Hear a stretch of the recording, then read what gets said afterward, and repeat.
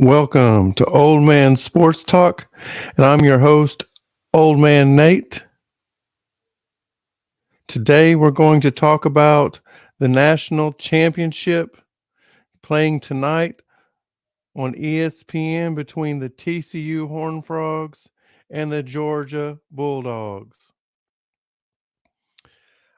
If you guys watched my semifinal preview show, I told you guys in the first few words of the show that this was the most even playoffs in history. And it turned out to be true. Both games, first time ever that both semifinal games ended up coming down to the final few moments of the game. And in the TCU Michigan game, really the difference, I know people are saying, oh, the difference in the game was was it a touchdown? Was it not a touchdown on a long pass? Did the officials get the call right? Honestly, I don't know if they got the call right or not. It was uh, really the angle that we got. You really couldn't tell. It was really close. Close. You could not tell if it, if by the time he actually gained possession, if he was in the end zone or not. But in order to overturn it, it's got to be clear cut evidence. So you gotta just think that the official seen a view that was proved it was obvious that it was not a touchdown. So, but what happens very next play? It's not the officials' fault that Michigan quarterback and running back didn't hang on to the football and it rolled in the end zone and TCU recovered it. That's not the officials' fault. That's Michigan's fault. It wasn't Michigan or the officials' fault that Michigan's quarterback threw two interceptions for touchdowns. Not just interceptions, but two interceptions for touchdowns, two pick sixes. And those well, and also you got to remember the first series of the game where Michigan drove right down the field. They chose to go for it, fourth and goal inside the 5, and end up being a 10-yard loss.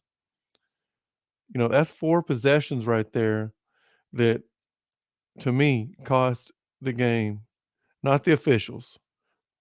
Michigan still had to go out there and perform, and that those four possessions they didn't perform. TCU performed. TCU moved on and advanced to tonight's game. The Ohio State Michigan game or Ohio State Georgia game. Wow, what a game! And I said beforehand, matter of fact, I did pick TCU and Ohio State both to win. And if it wasn't for a wide left in the Ohio State Georgia game, I'd have went 2 for 2. And I also said in that Ohio State Georgia game that CJ Stroud was going to have to use his feet in order for Ohio State to have a chance. Something he didn't do all year, and he did it that night. And he had him really Ohio State dominated the game the whole game. Should have won. Was no question about that. It was a questionable call on whether Marvin Harrison Jr. If that was a targeting or not. But either way, even if it wasn't, he was out the rest of the game, and that ended up being overall. C.J. Stroud's safety blanket was out, and he just didn't have enough faith in his receivers on tough situations, and it ended up costing him a game. And another thing, if I'm coach, I think his last name Day, Ohio State. You're the best player you got on the field is C.J. Stroud. Why why try and rely on a field goal kicker who plays about 4 or 5 snaps a game? Take Keep it in your best player's hands. You know, um, get it down a little closer at least.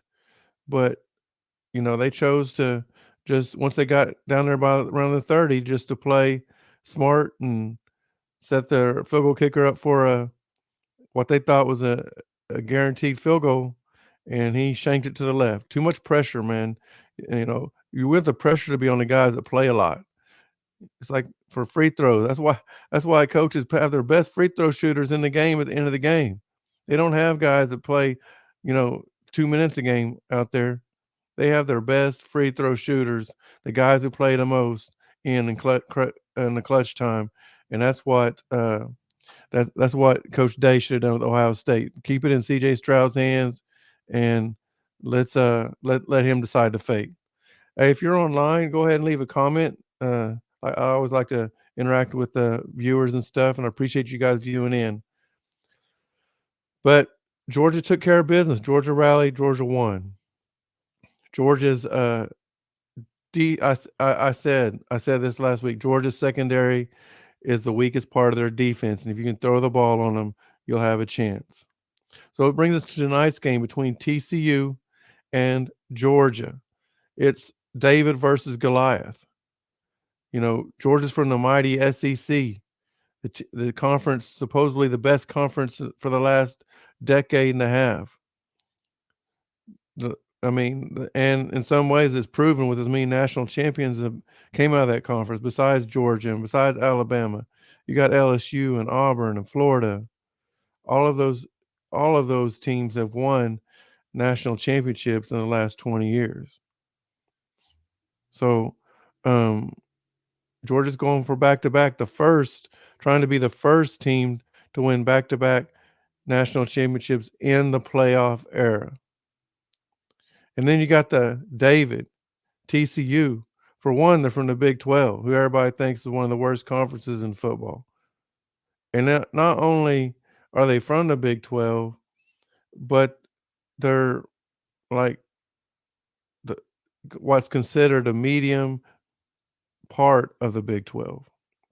Although they had a great season this year, still, when you consider TCU, you think that they're from they're as far as how they rank in teams in the Big 12, most people put them in the middle. And on some days, maybe even at the bottom. Some years, maybe even at the bottom.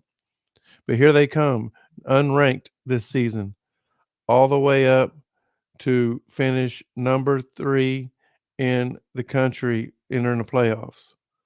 And we'll see what they're going to finish 1 or 2 after tonight.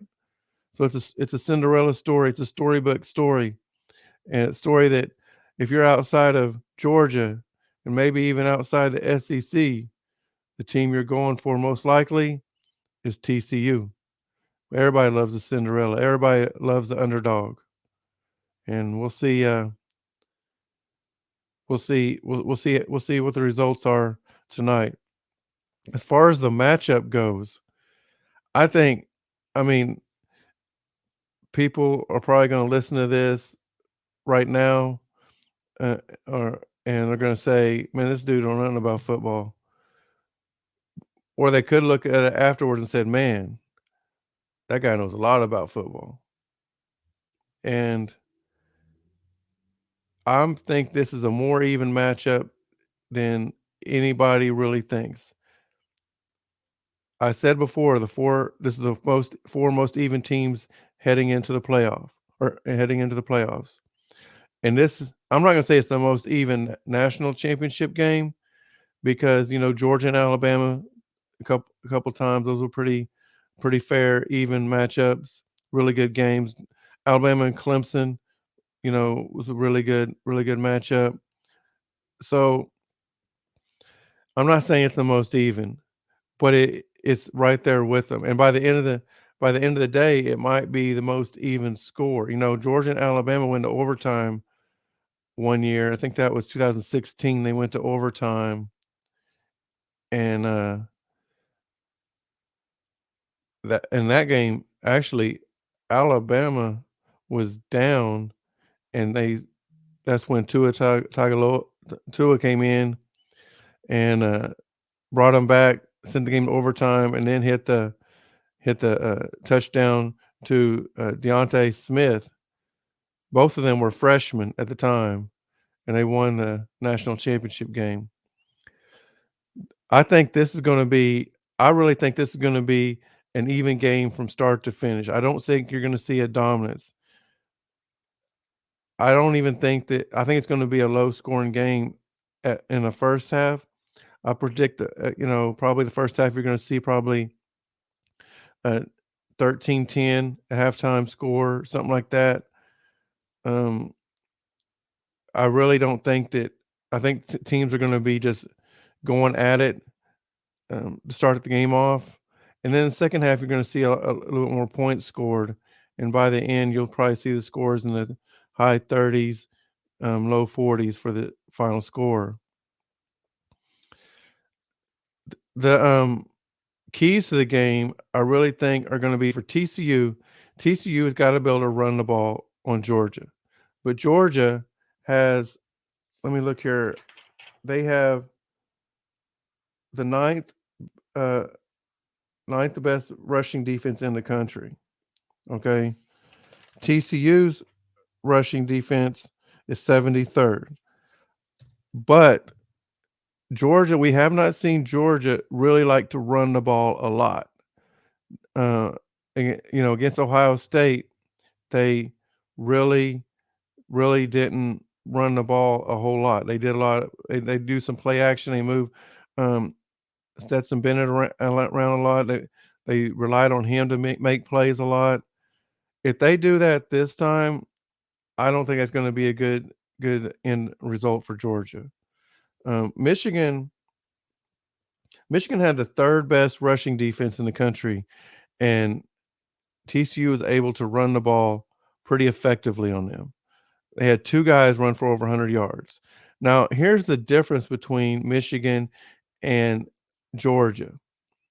Georgia's interior defensive line is really good, and it's gonna be hard to run the ball up the middle for TCU. If they choose to run it around the outside, I think they'll be very successful. Now, the only time I think they'll be able to run the ball up the middle is if they use the quarterback. If they, have him in the shotgun, act like it's a passing play, and, Georgia left the middle open a lot against Ohio State. And again, now they may have been game planning that on purpose because CJ Stroud was not a known runner, and so they left him be because he I I even said in the show before this, or in semifinals, that he would not run the ball even when he was wide open, but he did in the semifinals. If Georgia has the same defense they did against Ohio State, Max Duggan's gonna kill him. And it won't be a low scoring game then because he's gonna run the ball all over him. So Georgia has gotta clog their defense has gotta clog the middle, gotta have a spy on Dugan, and they're smart enough defense coordinator, you would think they would do that. So we'll see what they do. But TCU's gotta run the ball, and I think they're gonna run the ball more on the outside. That doesn't mean they're never gonna run the ball in the middle. I mean, you have to do that just to keep defenses honest, but I don't expect them to have very much success running the ball up the middle. I do think they'll be able to run it on the outside, whether it be just blocking plays for the running back outside, or whether it be RPOs, or even just option plays. I expect them to do that a lot. I also expect them to pass the ball to the receivers short and let them make plays. They will open it up a little bit with secondary in the middle, but I don't expect them to do big plays down the middle, because Georgia likes to have two safeties. So it will it'll be interesting, but I mean, Georgia's secondary is pretty weak. It is pretty weak. So it's gonna be interesting on how Georgia tries to stop TCU. Now, on the other hand, how is TCU gonna stop Georgia, especially Bauer, and Ohio State did a great job against him and their other tight ends. Um, because TCU is not size-wise matched up with Georgia, but they are very physical. Sometimes you don't have to be the same size. If you're just as physical, it doesn't matter about your size. And TCU is a very physical team. Ask Michigan. Michigan found out quickly that TCU, just because their name's TCU, just because we perceive them as being in a weak conference, perceive them being the middle team in a weak conference, that they can't play. Well, they found out quickly TCU can play, and I expect the same thing to happen tonight. It wouldn't surprise me one bit If Georgia comes into this game thinking they got a break by having to play TCU instead of having to play Michigan. Even though Georgia handled Michigan last year in the semifinals, I they were think that Michigan was the better team, obviously. They was number 2 in the country, they was undefeated, and now they're playing, like I've said several times, a team from a conference that gets no respect. They get no respect as a team. It would not be surprised one single bit if Georgia comes into this game thinking this is gonna be an easy championship number 2 for us. Hey, go ahead and get the ring sizer over here. We're gonna go and get our ring sizes at halftime tonight. Just make sure he's in the locker room at halftime. We'll go ahead and get our ring size fits and everything, so that way we can go again and get those ordered and they'll be start making them before the game's over. Wouldn't be surprised if that's their mentality. But TCU's got a different mentality. TCU's got a mentality of we're gonna take it to you, and if you ain't ready to play today, it's gonna be a long day for you. So the keys the key, like I said, for TCU, they're gonna have to run the ball. They're gonna have to, their 3-3-5 defense, man, is something that a lot of teams don't run, and they don't run it and hardly anybody runs it in the SEC.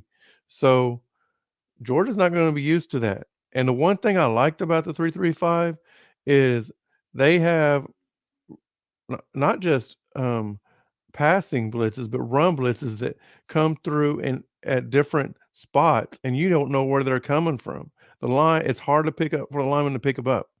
So if they if TCU can get pressure on the quarterback, especially the first 5 series of the game, if they're forcing 3 and outs or forcing field goal attempts, TCU is going to shock some people tonight. And so for Georgia, for them to be successful, they just gotta do what their name is, you know? They gotta control the line of scrimmage. Yeah, they're bigger than TCU, but TCU's quicker. At the end of the day, if it's a close game, usually the bigger and stronger team wins because they wear down the speedier teams. But if Georgia's gotta be playing catch up, it's it's I don't think it's gonna be good for them today. So for key for Georgia to win is they're gonna have to control the line of scrimmage early. They're probably gonna have to run the ball. Don't rely on Stetson Bennett to make plays. Stetson Bennett, even though Georgia's undefeated, even though he won national championship last year, he hasn't thrown a lot of picks, but he's thrown a lot of bad passes that should have been picks, including at the end of the first half in the semifinal game. He almost threw a pick that would have turned into points for Ohio State right before halftime. So, as a matter of fact, right after that play, what they do? They took knee. They took a knee. They didn't want Kirby Smart didn't want to take a chance of his quarterback throwing another bad pass and Ohio State getting points real quick. So, um, defensive wise, if Georgia can get pressure to Max Duggan and they can keep Max Duggan in the pocket, keep him from running, then I think Georgia will win. If Max Duggan runs for over 100 yards tonight and a running back runs for over 100 yards tonight, TCU will win this game. In order for Georgia to win, Stetson Bennett's gonna have to throw for over 250 yards. He's gonna have to do that, and he's not gonna have to turn the ball over. Obviously, that's key on any game. You know, whoever team has the less turnovers will win the ball game. Now, TCU and Michigan, they both turned the ball over in those games. I think TCU turned it over 3 times and still won the game, and Michigan, of course, had 2 pick sixes, had the fumble. So both teams, I think, turned over at least 3 times, uh, and and they still scored 50 and 40 50 something points and 40 something points. That's crazy. That's crazy right there. Well, of course, 2 touchdowns for TCU were from the defense. So anyways, I think we're gonna have one of the best national championship games that we've seen in a long time. Well, I can't say that because we've had some good ones. Last year's came down really the seal in the deal was that pick six at the end of the game. He didn't need to run it back because it was so late in the game they could have took a knee and won it. But it was still technically in doubt until that interception. But this one is gonna be up there. I think we're all gonna enjoy this one tonight. We're in for a treat, and, I'm gonna pick TCU. I'm gonna pick them to score, 41, and I'm going Georgia 38. 41-38 TCU. I hope everybody enjoys the game tonight. I hope everybody's enjoying the Old Man's Sports Talk. If, if you haven't yet, please like and subscribe below. Leave some comments. Tell all your friends about it, and let's get this thing rolling. Real quick before I forget, I wanna give a shout out to, like I always do, to, HXC Gaming. You can check them out on YouTube. They're also on Facebook and Twitch, and I think Twitter also. So give them a chat, check them out. Also want to give a shout out to A&K Engravers for making my high speed tumbler here. And if you need some stuff made, check them out. They'll get you. You know, they don't just do tumblers; they do some other things too. I know they do some wood engravings and some other things. So check them out too. If you're interested in being a sponsor here for Old Man Sports Talk, just hit my email up at nathan.darnell14. That's the numbers 1 and 4 at oldmansportstalk.com. And we'll be glad to become partners. Okay. We just gotta work out the details, of course. Anyways, I appreciate everybody dialing in. Appreciate you watching. And again, just like and subscribe below, leave some comments, and enjoy the game tonight. Goodbye, everybody, and God bless.